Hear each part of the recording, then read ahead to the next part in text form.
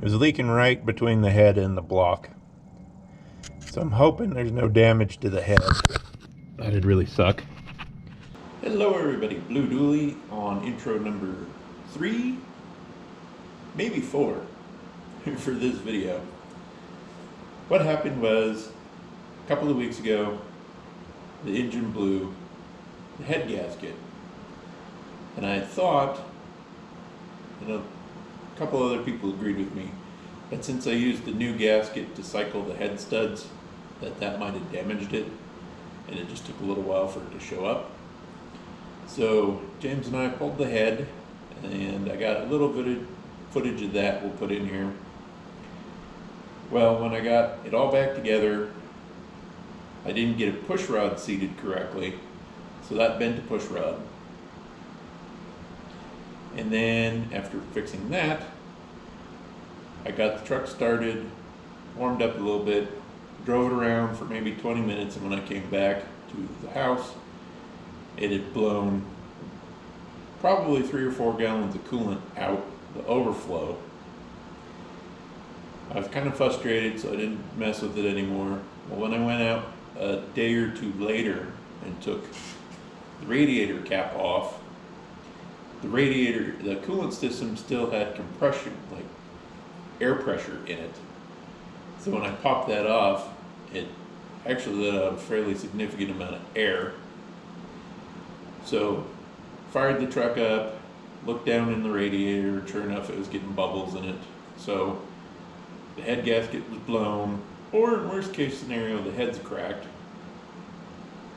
I don't think the head's cracked because it actually held air pressure again when I put the radiator cap back on it and then got back to it a couple of days later.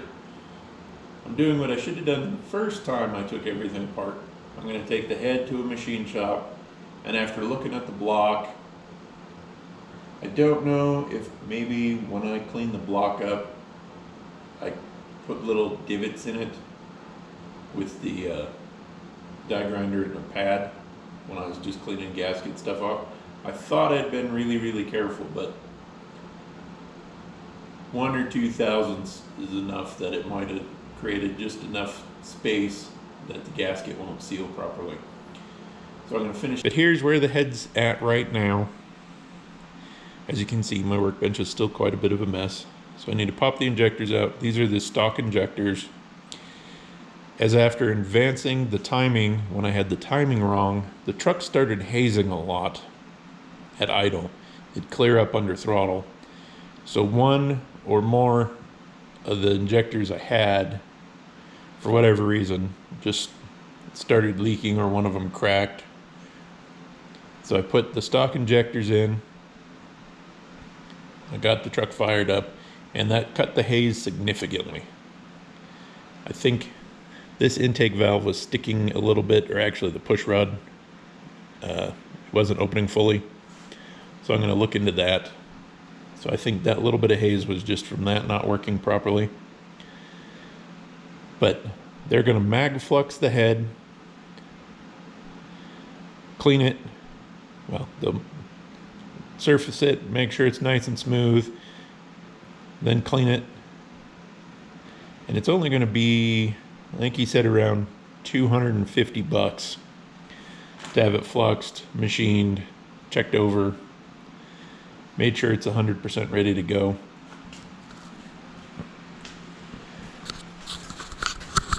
Now the block I have just sitting on some wood right now. I need to get the cam pulled out, the oil pump out, of course take the oil filter off. I didn't ask if I need to pull the oil cooler. So I think I'm going to leave the oil cooler on, and then I'm going to leave the crank and the pistons in it. I just don't have the space to set that crankshaft anywhere. The engine out with some of the old head bolts went pretty smooth. And with the head off, you don't actually need to like wiggle it around and angle it goofy to get it out of the truck. But the other reason I'm thinking I need to have the head machine is it has a little bit of pitting around the coolant jacket that I tried not to go too aggressive with my die grinder and the Scotch-Brite pad because I didn't want to, you know, mess the block up. But I think I still kind of messed the block up. But that pitting has me a little concerned, so I want them to check the block out and just make sure this is the last time I got to pull the engine out and tear it apart. Well, there's a straight one. These are from Hamilton cams. They're heavy duty. Really kind of bummed I tore two of them up. So this is the injector puller tool I have made. $1.89 in hardware, bolt, and a nut. And it just threads into the slide hammer. Hopefully you can see. It threads on real nice. So now I just got to bust the hold down bolts loose and pop these out.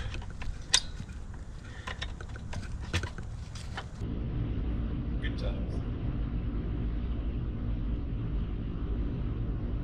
Luckily for me, the machine shop called, so James and I are going over to get the engine and the head picked up.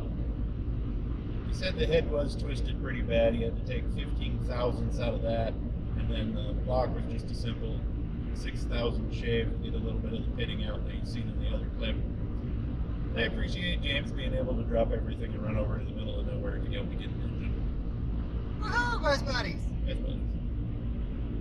So now I guess I owe him some more work on a little bitty four-wheeler, probably a camper. Who knows what else by the time to get the damn truck back together. I'll find something. I always do. That's what buddies are for.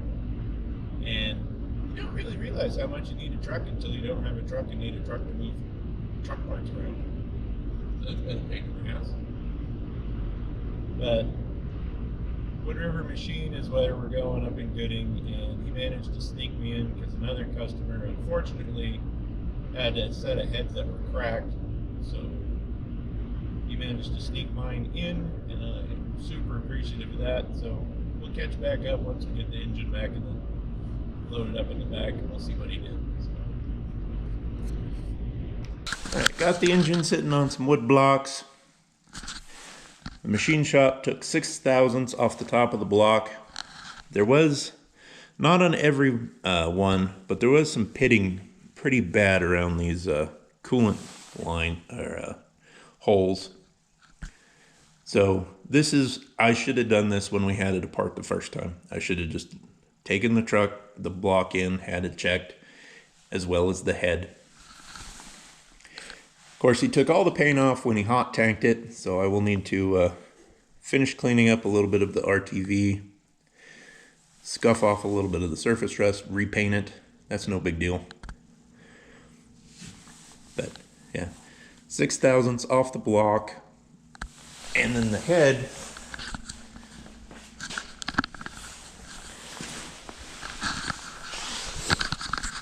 he said was pretty twisted, so he had to take 15 thousandths off the head. Again, the little bit of discoloration you see is from it being cleaned.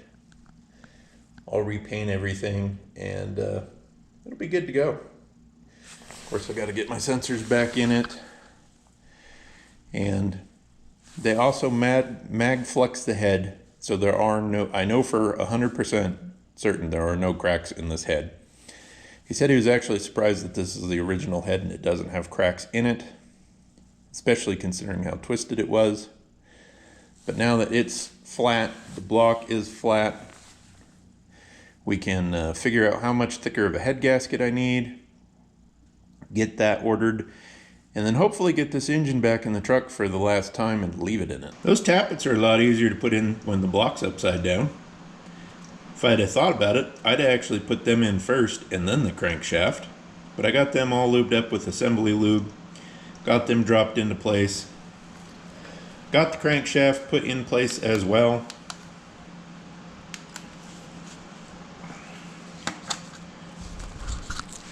I'm just using lubricant number 105 motor assembly grease. I got this at Napa. So now that the crankshaft's in, I'll get the block stood up on end, get the timing cover on, and the camshaft dropped in, and hopefully this weekend I'm filming this, the piston rings show up so I can get the rest of the engine together. That's where we're sitting right now. You might need, well, I needed help, but the main bearing caps on the 12 valve, you tighten them in 3 stages, 44 foot-pounds, 88 foot-pounds, and then 129 foot-pounds. And if the block's not bolted to something sturdy, you will need somebody to hold the block, help you hold the block still while you torque these down. I had the wife come out, and between the two of us, it was still a fight to not just twist the whole engine trying to tighten these main caps down. But they are tight. The crankshaft spins freely. I put a lot of assembly lube on those bearings as well. Just got the oil cooler back on the engine. There are quite a few bolts in it, and there are 2 gaskets and 2 pieces. You got this outer case. I'll get around here.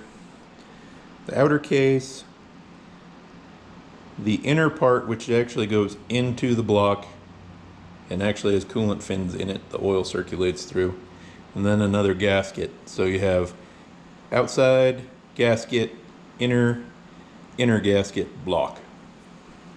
And all of these just tighten down to 18 foot-pounds, so don't go crazy tightening these down. Gonna get the water pump on next, and it's just 2 bolts and an O-ring.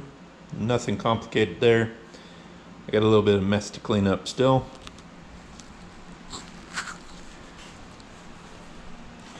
And as you can see, I already got the block heater installed in the block. I'll get this side all buttoned up, including this bracket for the lower radiator hose, and the air conditioner pump just bolts to that bracket as well. Get this all stuff bolted in, then we'll hit it with a little bit more paint, and then we got to clean up the oil pan really good.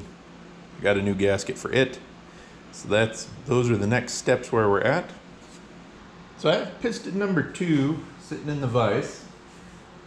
I don't have it clamped in there really hard or nothing. I just have it holding so I can get the rings on.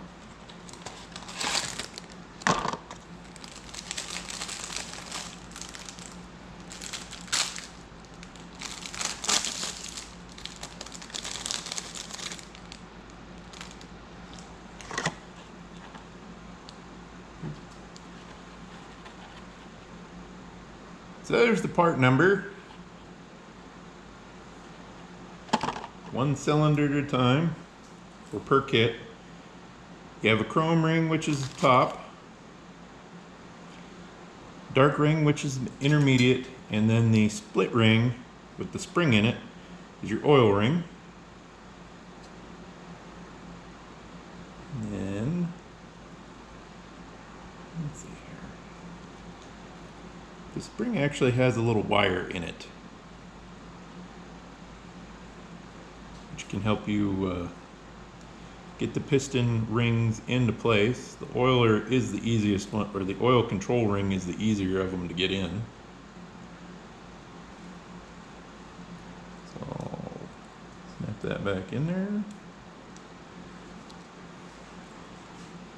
I'll show you after I get the rings on, but the piston's actually labeled standard, and it tells you which way is towards the front of the engine. An O-ring tool would really help immensely. The oil control ring goes on really easy. And what my Haynes manual says is the gaps are 120 degrees apart. So wherever this one is, the intermediate 120 degrees, the top ring 120 degrees from that.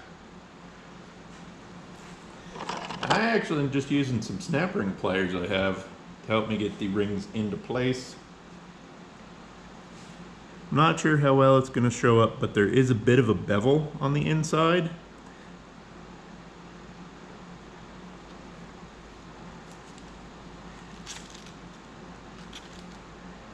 And then the top ring actually says top on it. This ring just has a little stamp on it.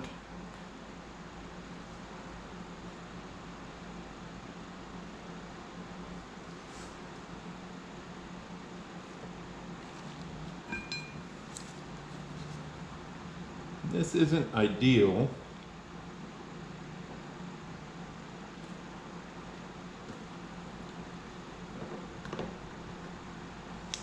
But it at least lets me get it in place, and then I can turn it after it's in place and get it where it needs to line up.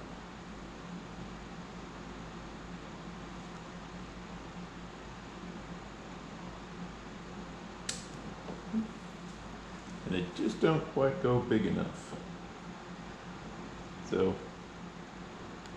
I'm certainly not going to show you every single one. So I got it in the first slot almost, so let me grab you and I'll show you the marks on the piston itself. It's right there, it's front, G42, standard, 02, and then 6632. Not sure what that number means, but front is the most important. So I picked up a ring compression tool from Harbor Freight, and actually it's working pretty good. So on the bottom here,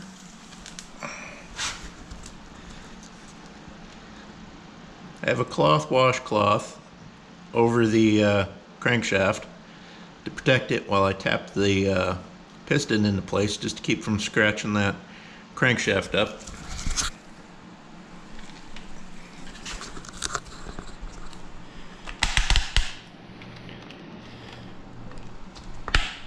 My lighting is terrible.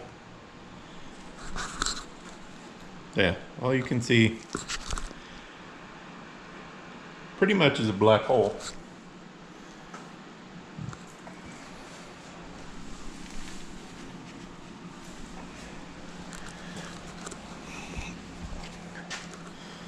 And then I have a Craftsman dead blow hammer. The piston's already seated in, so I just tap it in the rest of the way.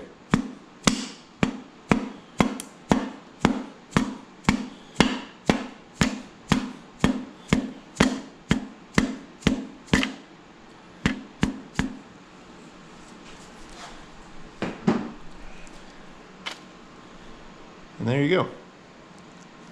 Second piston in the block. The connecting rod torque specs, there's three steps. You go 26, 51, and then 73. So you torque it down, and torque it down again, and then you do the final torque. So it's actually pretty straightforward. It's just a little time consuming by myself. So I'm going to go ahead and get the rest of these knocked out. And then after we get the connecting rods all torqued down, we'll get the oil pickup tube and the new gasket in place. And then we'll clean that oil pan out, get the oil pan on, and the engine will be good to install. As you can see, I got the engine off the engine stand, sitting on the oil pan and some blocks. I got the hoist still hooked up so it doesn't rock anywhere. Got the adapter plate torqued down, got new rear main seal and the little seal that goes behind that little housing changed out. So that's good to go.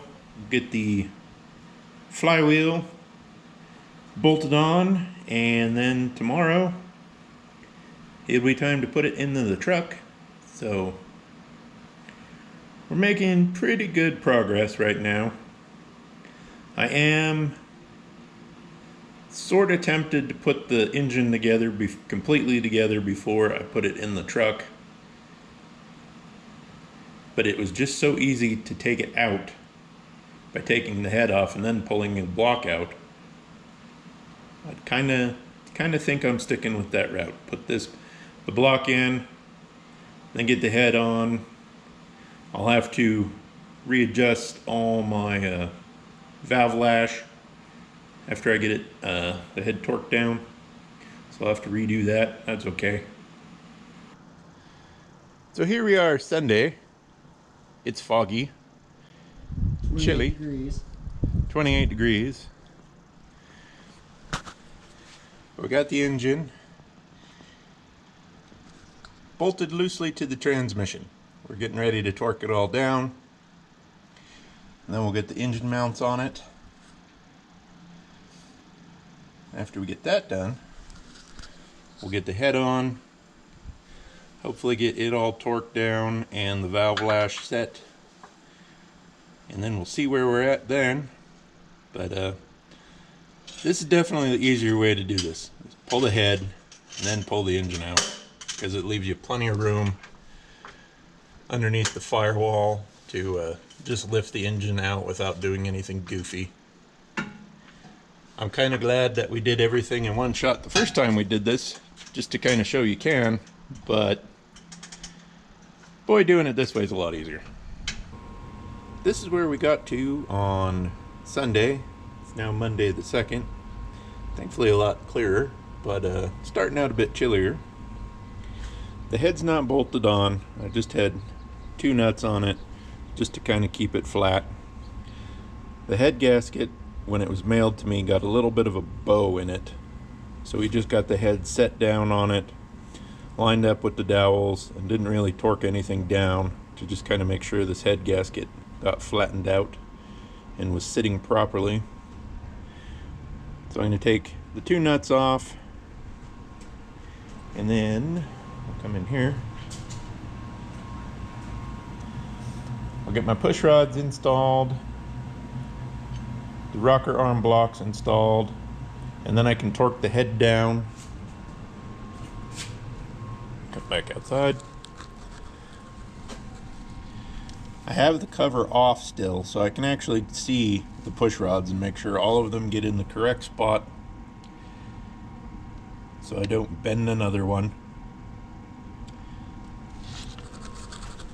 After I get the head torqued down, I'll run the valve lash. After I get the valve lash set, then I'll get the injection pump on and timed. Then it's just a matter of throwing the truck back together. We did have one problem, I should add. As you can see, that grade 8 bolt right there, the head on the bolt that came with the... We did have one issue, and one of the bolts that holds the bell housing to the engine, the head snapped off of it when James was torquing it down, so we had to drill that out, and I just ran a grade 8 bolt completely through it with a nylock nut on the back.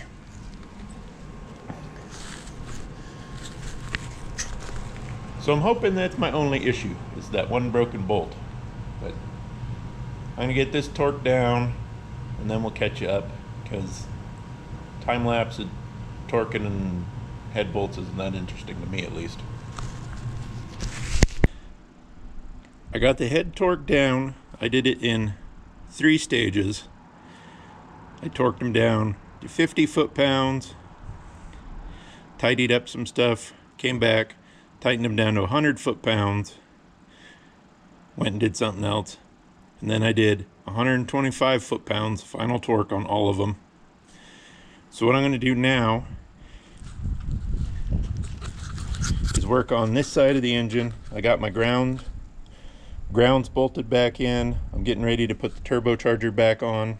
So I'm going to get the turbo on, the drain line hooked up. I need a new V-band clamp, but I'm going to get that stuff done. Then I'm going to go to lunch, come back, and when I get back from lunch, I'm going to retorque everything to 125 foot-pounds again. That way it gives enough time for the block and the head gasket to kind of get acquainted with themselves. And that way I'm not warping anything or damaging anything, hopefully this time.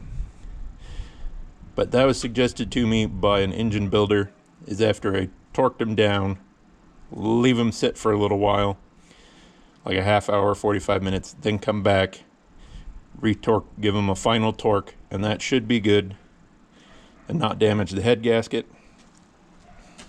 So hopefully here in a little while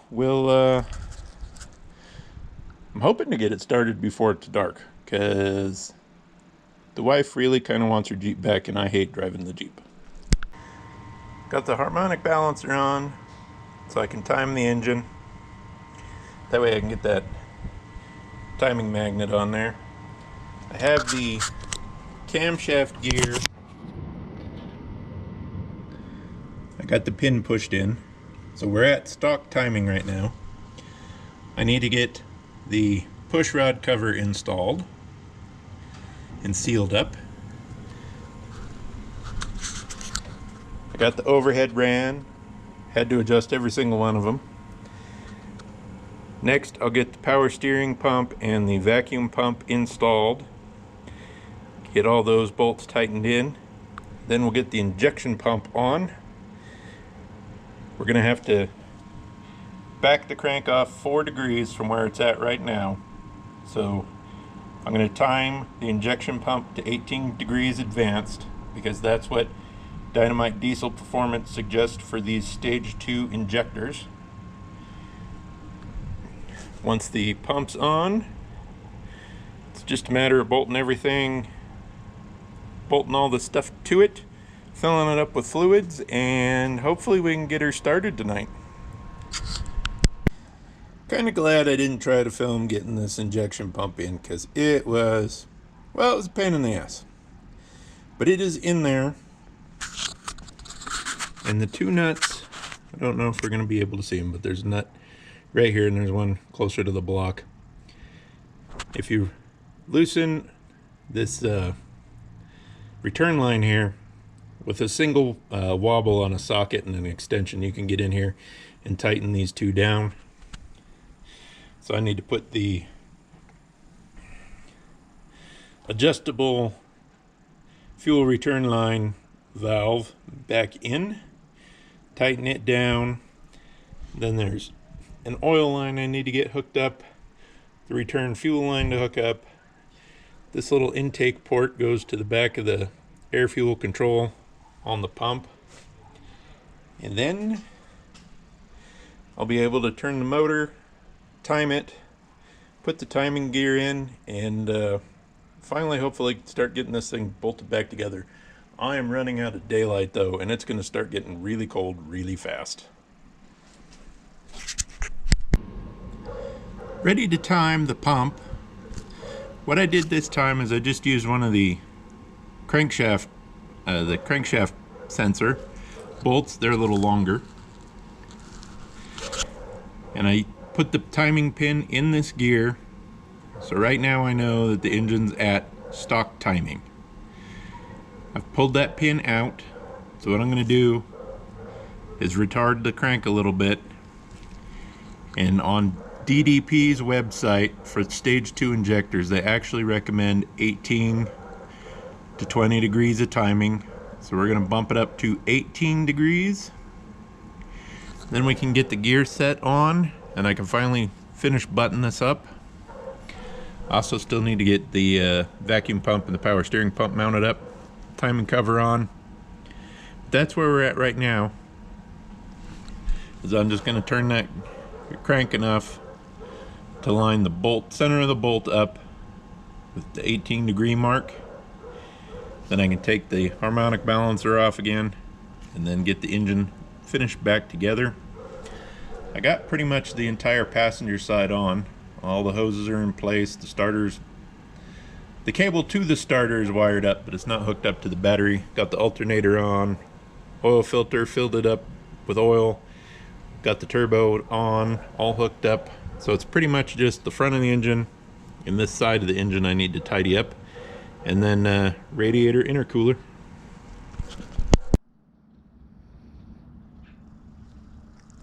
So we ended up right where I wanted to be.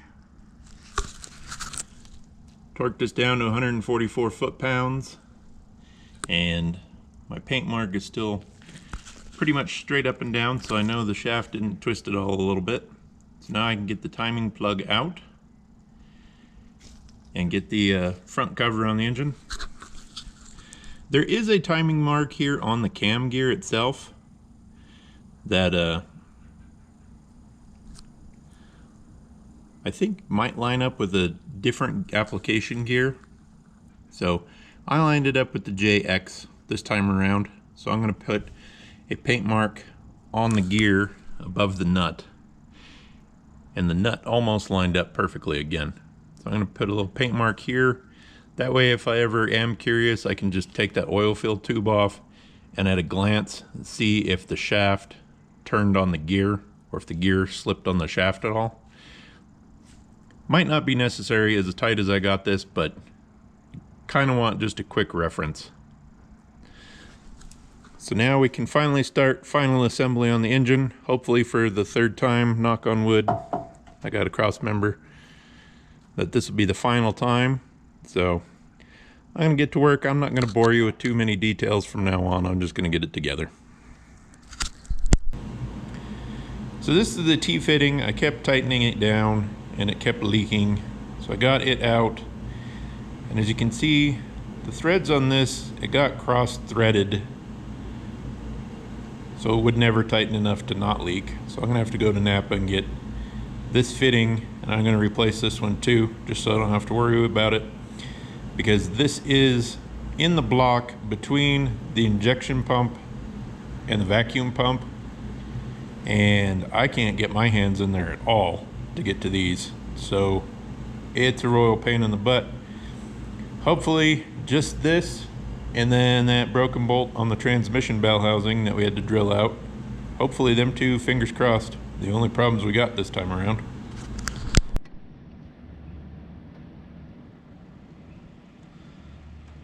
So that's where the fitting goes. It's between the vacuum pump and the injection pump, and I can barely get my hand in there at all. But that's where we need to get.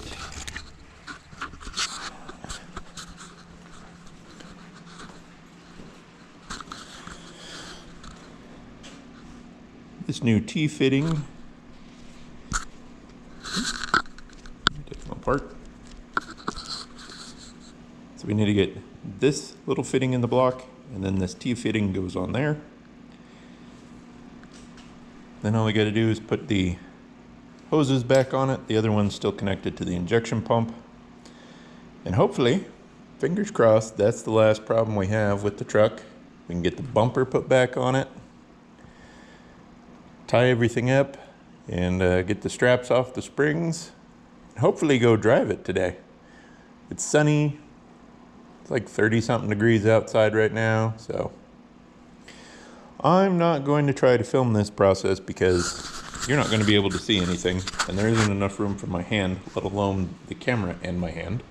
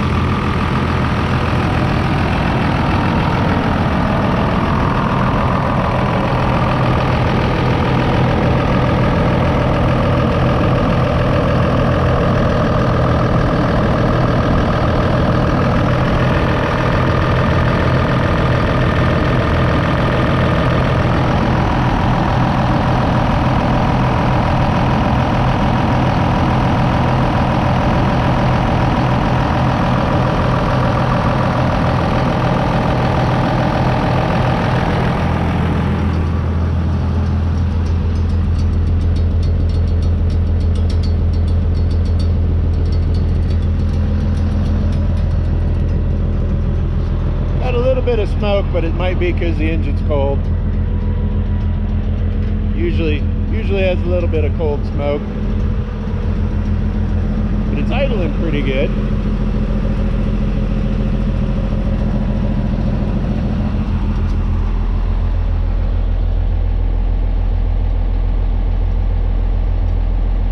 I think I need to get a new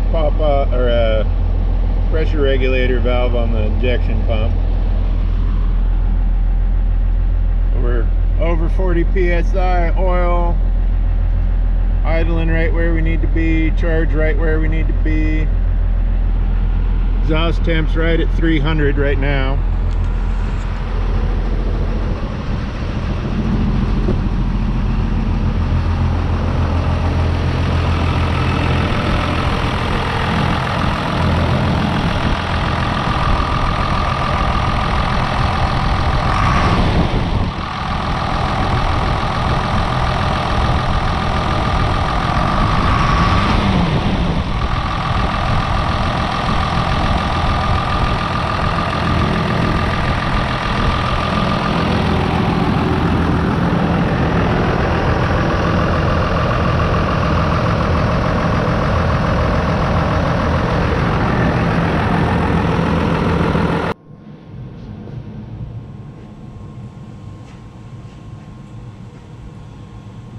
Alright, happy to announce the truck is back together completely and it is working correctly, minus one thing. The fuel shutdown solenoid is now acting up in the truck, so to start it, you actually have to turn the key on, reach underneath the hood, pull the plunger up, and then it'll stay there, but it won't pull itself up on its own, which is kind of a pain in the ass because that's the third one I've put on it since I've owned the truck. But if that's the only issue I have, knock on wood, I'll take it. I think this time, instead of spending $180, almost $200 for another damn solenoid, I think I'll just rig up a mechanical cable to it and not mess with the damn solenoids anymore. But got the truck fired up, checked for leaks, I let it get up to temperature in the driveway, no problems. Closed the hood, went around the block. I didn't put the bumper back on it yet. I just wanted to run it around just to make sure it was shifting okay and give it a little bit of throttle, so just to make sure it was running right. Got back to the house, cleaned up a little bit. Well, I changed clothes.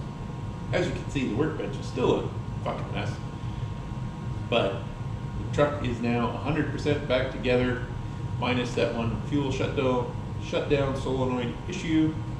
So now we can maybe jump back into some RC truck projects. I have a trailer that I started and made one video on. Haven't touched it since. So hopefully I'm gonna get my workbench cleaned up and then maybe we can jump into some other projects. And that's where we're at on the truck right now. The next video you see on it should be getting it dynoed. There's a shop over in Boise. Actually, there's several shops over in Boise that have dynos, but I'm going to get a hold of one of them and see how much it costs to bring the truck over and run it a few times so we can kind of see where the truck's at now that hopefully the head gasket will behave and the new camshaft, how it works with the transmission. So that'll kind of be the next video on the dually, will be a follow-up on the transmission, how much horsepower it's making now, average fuel economy I've been getting since going to that 6-speed. So lots of good content coming up this year. Be sure to hit the like button if you enjoy my stuff and subscribe so you can see more of it, and we'll catch you in the next one.